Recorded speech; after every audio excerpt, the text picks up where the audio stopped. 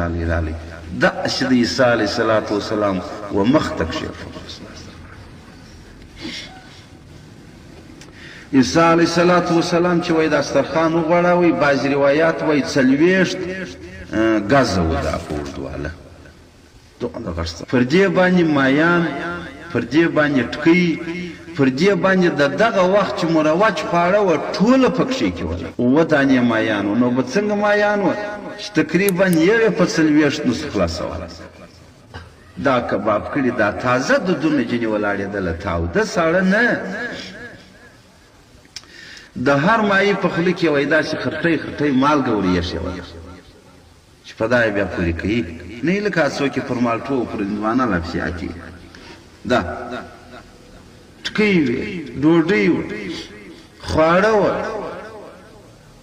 غیر د ګندنې و د پیازو و د وږي ماسې وه لکه دا سلاته دغه ومه سلاته نه و پکښې کې نور نو د هر رقم خوړو څخه چرګان و فرض یې کړي چې دا وخت خواړه و رواج و دا باندې سرخان یې وغوړاوی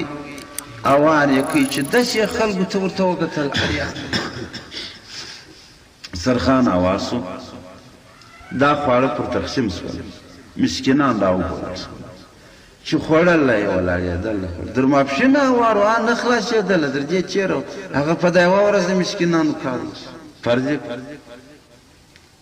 سرخان قدرتي ټول سو ورک سو یوه د عیسی علیه صلات وسلام څه پوښتنه وکړله مؤمن وویل دا د جنت راغللی که ده ویل حق تعالی جل جلاله وایي یا دا علاحده ملایکو تازه پاخه کړله د بایسته د جنت نه دي دا بله ورځ بیا راغله بیا سرخان پر خپل ټیم رالی اواز هغه چې رقم خواړه صفا سوتره پکښې کړي نه غوړ ټکی باندې شته نه اډوکی باندې شته نه یو د ګولې یو خور پورې مشتی دی تفسیر دا بیان کړي او بس بالا دا دی بیا په دغه ورځ وایي دا نور خلک راغلل باره یې ویله ول موږ ته به دا معجزه م راښکاره کوې ده ورته ویل څنګه ول دغه مایان دي ژوندي شي په دسترخوان کې دې حرکت ټول مه کوئ کاکا دا پاخه خواړه دي مې پر ځان باندې بربادوي برهمود هسې بسم الله کوي خپل خوراک ولې یا موږ ته ښه خوند لوی سړی به یې د کشنې چم به وکړي بعد هغې څخه حضرت عیسی علیه السلام مړي خدای ژوندي کول د ده په لاس وه تاسې باندې تېر کړئ بس چې دا لکړه یا دا لاس یې باندې تېر کړئ وایي دغه مایان په دسترخوان کې داسې ګرځېدل لکه په یو اوز کې چې ګرځي داسې هغه کباب مایان هغه مالګې په خولې داسې دروغه سره پورې ولاړ شي برته ته راشي د خدای قدرت برته یې ولعود په عاد برته مړه سوله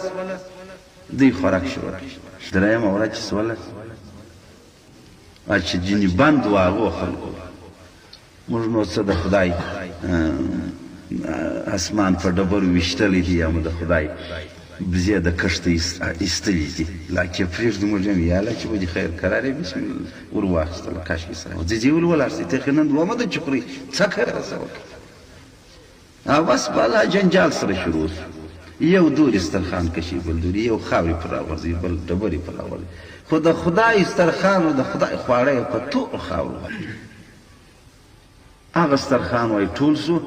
حق تعالی جل جلاله رپورټ ورسره واستوي ځکه عیسی علیه صلات وسلام ته دی ویل یاره بېشکه چې پوخ جادوګر یې نوجي بالله من ذلک خدای تعالی ول بالا استرخان بند سو سیل یې کوه د دې خلکو دغه و چې سار راکښېنستله د خدای تعالی قدرت و بعضې روایات و یوه ورځ یې دا مخان تک سره وه یو بل ته بیا وکتله شنه د خندا به سره تللي وه ځان یې نه لیدي او بل یې لیدی ساوي دا څنګه مخ دی دا څنګه شونډان دي دا او بل به پر بل خندله دا ورځ کې په دغه سره تېره کړله خدای تعالی په یو نالت وهلله دا بله ورځ چې راکښېنستل مخان یې تک ژړ وه بیا لکه ژړ چې شنه ټکي د خندا ورسره تللي سمنه درېیمه ورځ چې راپورسل مخان یې تک تور و لکه دته په خیشاوي یو د بله سره بېرېدله دا سترګې به یې تکې ژړې پکې نیولې وې دا بله ورځ چې را کښېنستل ادب دي دغوند د لویانو سې وایي لویان خنزیران الله جوړ کړله د کشنیانو سې کشنیان خنزیران جوړ یا یې بېزوګیان وو واړوله پروردګار مسخه کړله دغه شکل دا کسان به الله جل جلاله ول په اوله طبقه کې چې نوم یې حاویه دی د جهنم جبرایل علیه السلام محمد رسول الله صلی الله علیه وسلم ته ګډ دی ول اوله طبقه د دغو دروس وله کم درې یو منافقان یو دغه اصحاب المائده دسترخوان والا دوهم فرعون او د خپل هغه مشاورین ملګري چې د ده سره به ګرځېدل دا اوله طبقه د جهنم چې نوم یې حاویه دی دغه دی دا جبرایل علیه السلام و رسول الله ته ګډ دی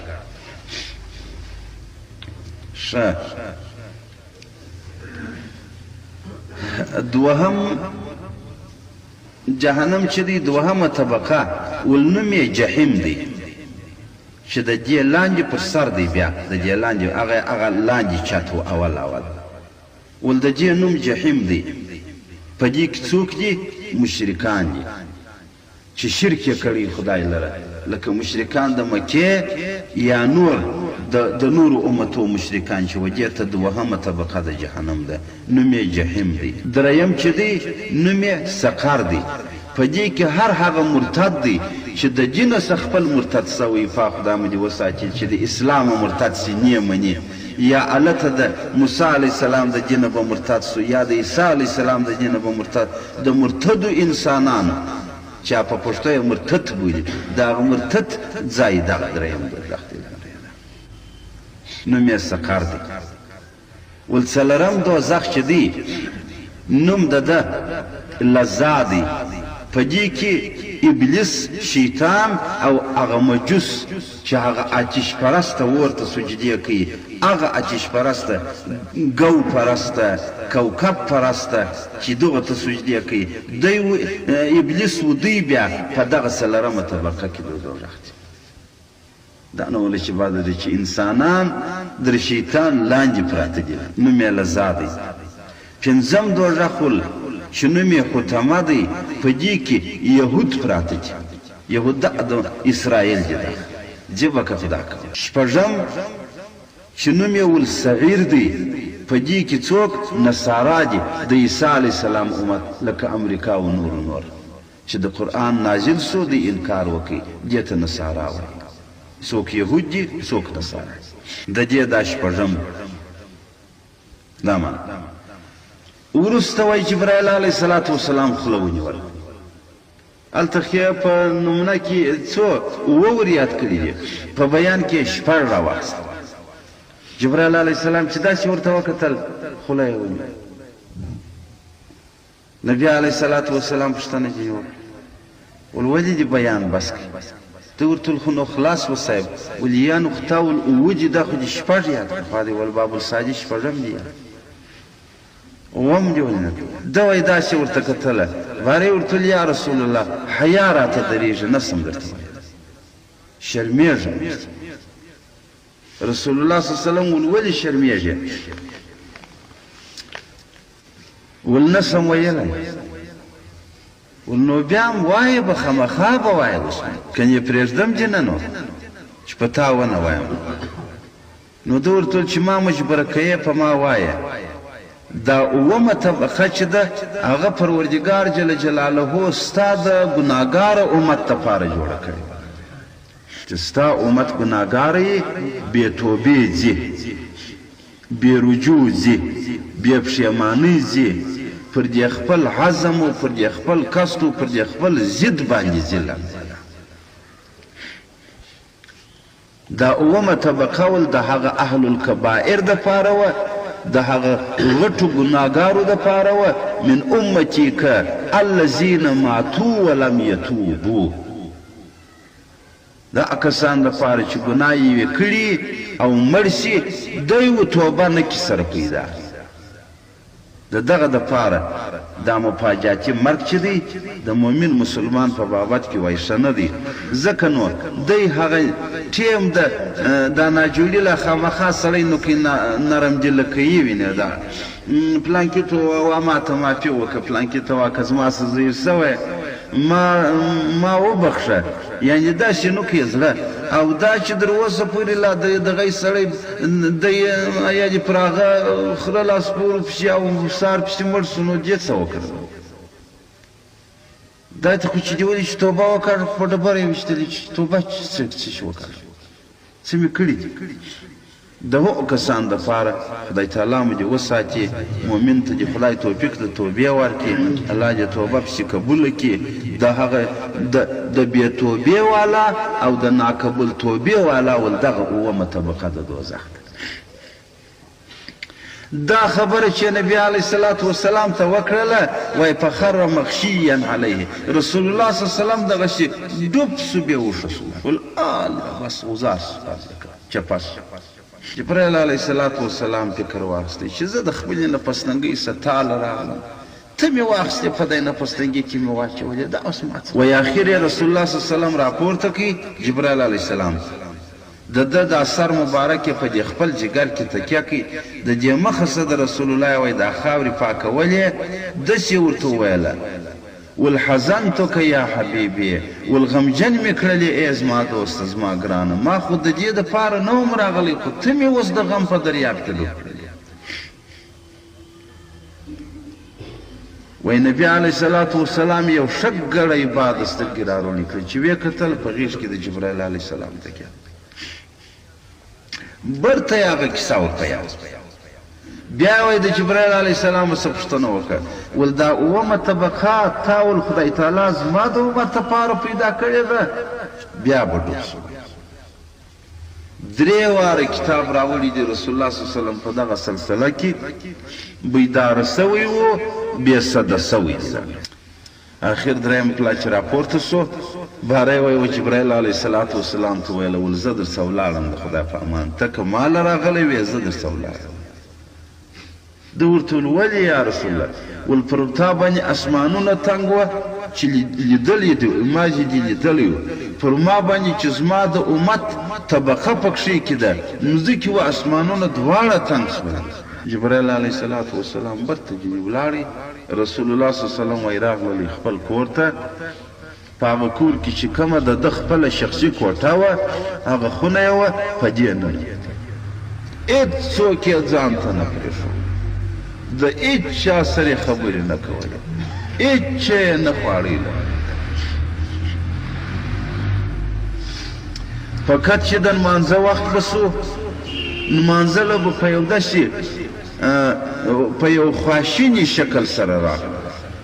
د سترګو بې اوښکې بهېدلې پریشانه به زیات و لمونځ به یې وکړي د شتې بجې دي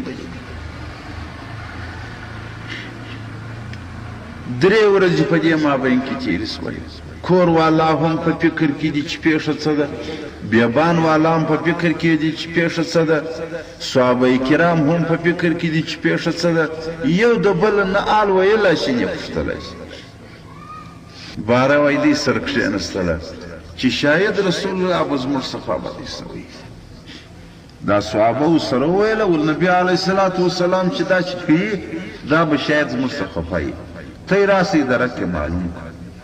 څنګه حضرت سلمان فارسی رضی الله تعالی عنه یې وار د وار اوکې خیر خو نو دا روایت هم راغلی وار د واره وایي ابوبکر صدیق رضی الله تعالی عنه راغللی و دربار ته و دې کور ته د محمد رسول الله صلی الله علیه وسلم ودرېد باره یې داسې ورته وویله ول السلام علیکم یا اهل بیت الرحمه هل الى رسول الله من سبیل والسلام دی پر تا باندې ای خاندان د رحمت اجازه ده چې درسمه فلم یجبه احد رسول الله صلی الله علیه وسلم هیڅ جواب نه کوي چې یا و یا هغه ګران صحابي چې لکه ابوبکر صدیق صاحب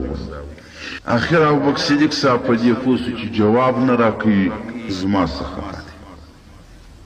وایي را رئیسو هغه مدینه منوره کې چې هغه منبر د رسول الله صلی الله علیه وسلم و د دې منبر و د دې محراب په مابین کې وایي کښېنستی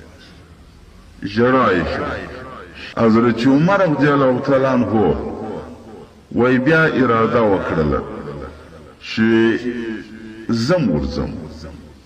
بیا وجه دروازه ته ودرېدی بیا یې نارې کړ ول السلام علیکم اهل بیت الرحمه هل الى رسول الله من سبیل دم السلام دی پر تا باندې ای خاندان د رحمت اجازه ده بیا دا خو هیڅ جواب نه دوی تر هغه لا په غلبل ور روان سو رالی وای دا وبکسیک سا وسنت د دا خمس چې زما څه دریم افلاوی سلمان فارسی رضی الله تعالی عنہ راغله بیا د جنور په اجازه چې هغه التناشت هغه نور صحابه د دې دوه ماشه ورته ودرېدی بیا یې نارې کړله والسلام علیک یا اهل بیت الرحمه هل الى مولاي رسول الله من سبیل والسلام دی پر تا باندې خاندان د رحمت دی خمریی و د نارې کړله ولزما بادار چې رسول الله د اجازه ده چې ورسم رسول الله صلی الله علیه وسلم هیڅ نه ورته وای دی په دې ژړا را روان سو چې لکه کښنی یار به غزارېدی بیا به پورته کېدی دا ناامیده سوی دا ورځ یا دغو کسانو دغه شانې وکړه اخر یې دا یقین سو چې رسول الله صلی الله علیه وسلم زموږ سمرول دی ځکه په موږ درو کې به د یوه سره دی په خلاصه ویونه نو یې بیا څه وکړله راغلله په شفاعت سره بیبي فاطمې رضی الله تعالی عنها هغې چې وویل چې رسول الله زموږ څخه به سوی دی زموږ سره یې پخلا کړه بیا بیبي فاطمه رضی الله تعالی عنها را رئیس وله حسن صاحب و حسین صاحب دواړه وی ورسره وه نو بیا وجې دربار ته وجې درګاه ته د رسول الله صلی الله علیه وسلم ودرېدله داسې یې وکړله ول السلام علیک یا ابي هل الى ابي من سبیل ول سلام دی پر تا باندې ای زما پلاره اجازه ده چې درسم پلاره وای رسول الله صلی الله علیه وسلم چې دغه اواز د بیبي فاطمې رضی الله تعالی عنها واورېدی زړه یې وغوښتله چې اجازه ورته وکړي باره یې ورته وویل راسه زویه راځه نو شاید هغه دروازه به دغه پیش وه دروازه چې ورخلاصه کړه چې ورته ویې کتل رسول الله صلی الله علیه وسلم دا مخ په دې خاورو په خټو د دې اوښکو دی چې کار دی بس دغسې بیبي فاطمه رضی الله تعالی عنها وایي ور وغورځېدله پر وغوړېده دم ژړل دیم ژړله حسن و حسین صاحبان هم ژړل د دوی د ژړا څخه دغه ټوله صحابه چې و په ژړا وله نو څو چې بیا یې هغه د ژړا زړه سره سوړ کړي بیا بیبي فاطمې رضی الله تعالی عنها پوښتنه یې وکړه ول بابا پیښه څه ده چې هم صحابه په ژړا دي هم کور په ژړا دی هم ته په ژړا یې هم زه په ژړا یم پیښه چې څه ده نبي علیه الصلاة والسلام ورته وویله دا کیسه یې ورته وکړله چې جبرایل علیه الصلاة والسلام راغللی په دوزخو کې زما د امت دپاره دوزخ را یاد کړي چې سته نو زه د هغه امت غم داسې غمجن کړلم چې په باندې مځکه و اسمان دواړه تنګ شوله اوس به خدای جل جلاله ته دا خواستی و زارۍ کوم چې الهی زما امت کمزوری دی عاجزه دی د آخر الزمان دی آخر الامت دی الهی تو خو رحم وکړه نو رسول الله صلی الله علیه وسلم ورته وویل زویه راته کښېنه مه چې یا مې سیل کوې یا مې پوښتنه کوې زما سره کومک په دې زارویو کې وکړه زما سره کومک وکړه نو بیا وایي دې ورته وویل چې بابا څنګه کومک کوم ول کومه دعا و ژړا چې زه کوم و الله ته د دې امت په بابت کې هغه ته یې راسره وکړي وای رسول الله هم ژړل بیبي فاطمې هم ژړل ده به لاس کړاوی بیبي فاطمې به دا خپل پوړنی فلو وعلا تکراوی او حضرت حسن صاحب او حضرت حسین صاحب د دې مورو د دې نیکه په ژړا سره په داسې غلغلو وه چې هغه په دې کلیو په کوڅو کې وایي دا ژړا اورېدل. نو بیا د دغه ژړا و د دغه محنت و د دغه زحمت په مقابل کې وایي الله جل جلاله دغه صورت ورته راواستوئ چې دا صورت وغضحا یې بولي چې وغضحا واللیل إذا سجى ما ودعك ربك وما قلى وللآخرة خير لك من الأولى ولسوف يعطيك ربك فترضى. دغه آیات کریم په دې صورت کې وایي الله جل جلاله په دغه وخت نازل کړي ولسوف يعطيك ربك فترضى. اکتالا جل جلاله ورته یا رسوله ډېر پریشانه شوې ډېر سرګردانه شوې ډېر غمجن و خواشینی شولې. الله جل جلاله ورته وویله ول زما وعده ده ستا سره ای رسوله چې زه به وتا ته داسې عطا کوم داسې مقام به د شفاعت درکوم چې تا به زه راضي کوم. بالا یې ته څه کوې تا راضي کوم په دې امت. نو نبی علیه الصلاة والسلام ویل چې زما دې په ذات ته دغه ذات قسم چې الله جل جلاله په ذات مې نیول قسم که در هغه ساعته پورې راضي سمه چې یو امتي د امتیانو څخه زما په جهنم کې پاتې خو په خپل صورت و په خپل شکل نه الله مو دې وساتي د نورو اشیانو په شکلو به دا امت ځینې تېروي و جهنم ته. نو په خدای دې موږ تاسو نور مسلمانان ته توفیق راکړي که جنت دپاره د مؤمنانو سته د مؤمن به دا عقیده وي چې دوزخ سته. د دغه رویه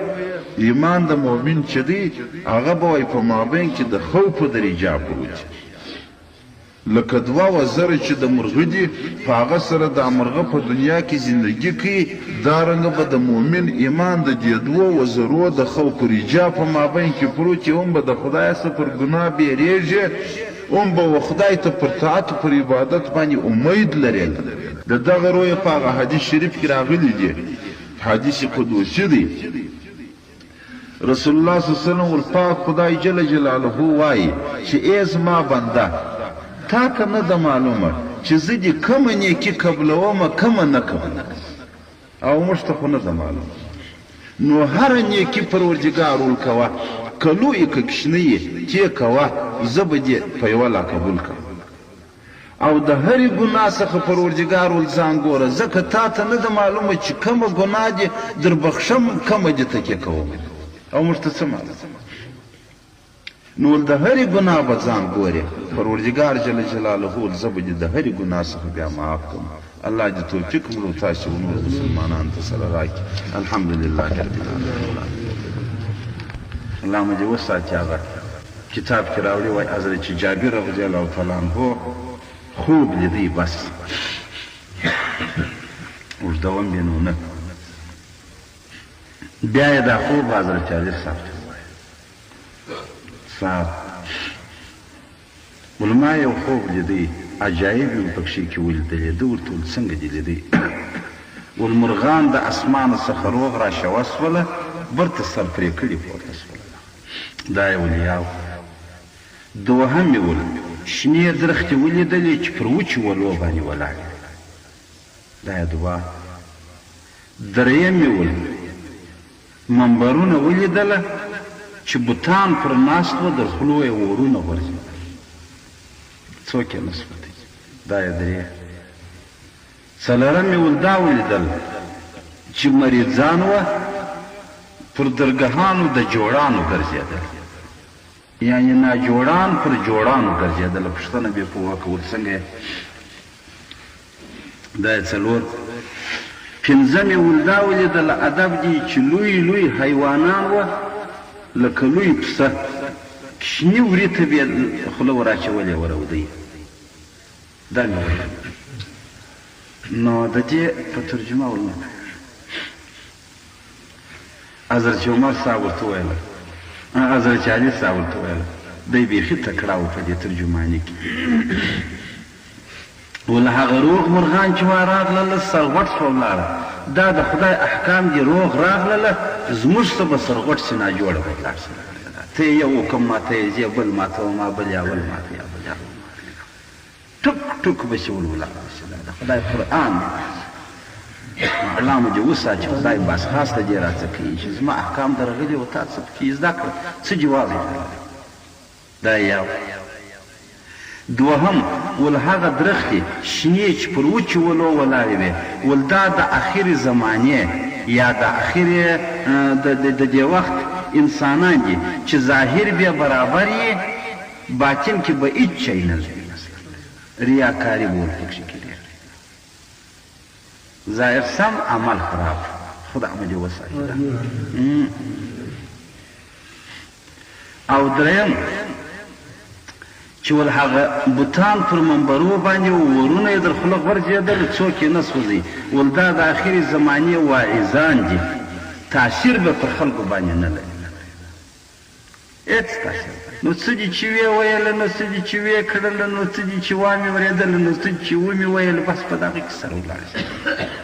ول دا د اخرې زمانې واعظان دي چې تاثیرات د خبرو بیا پر خلکو باندې نو خبرې چې بې فیضه شي خبرې چې بې تاثیره شي هغه بیا بې عمله هم ګرځېږي خبرې که تاثیر وکړي عمل په پسې یقین وکړي الله دې موږ دواړه طرفین جوړ کړي وینې که علما دي که عوام دي که ویونکي دي که اورېدونکي دي دواړه ناجوړ خبرې که تاثیر په چا کې وکړي دا یقین ومنئ چې عمل په پسې دی هغه عملیات کې تاثیر نه درلودي عملیات او هغه چې ول ناجوړان دي ولیدل پر جوړانو ګرځېدل ول دا د اخرې زمانې مسکینان دي پر درګاهانو د خانانو به ګرځي تمه دې په مخه اخیستې هېڅ په لاس او یو لوی سواد زائلونکی د انسان دپاره تمه د علامه دې وساتي یقین ول دا خو ناجوړه دی خو دی کم قدرته دی دی بې استعداده دی جوړ به پر ګرځې دی چې څه دی څه اول دی څه وکم اوس هغه دا دی باندې ګرځي ساتي دا معنا او هغه چې لویان دي ولیدل کشنیان یې راوړل ول دا د اخرې زمانې حاکمان دي دغه څه راوړي ول د اخرې زمانې حاکمان دي چې د رایت څه به زبېښل کوي اسعار یې چې په لاس ورغلي د هغه څه یو څه خالقه شي نو الله مو دې وساتي الله دې توفیق راکړي یقین وخت خو ډېر دغه سوی دی داسې و رسته داسې به اوښتی دی تقریبا نو په دغه وخت کې رسول الله صلی الله علیه وسلم ول زما صحابه ورته ګډو ول زما پر امت باندې دی وخت راځي ول تی اوس چې په لاس کې یوه درڅه پاته شي دوغنده عذاب الله درکوي دوغنده خدای در څخه پابندي کېږي چې نه مو کړي نه یې سیم کړي بیا به داسې وخت راځي چې په دې لسو کې یوه وکې نه جنې پاتې ول الله به جنې راضي وکړي او ثواب به که د الله سره وکړي کوښښ وکړي دوغنده ثواب ورکوي الله جل جلاله لکه 100 کسان ستړي څخه چې دا کار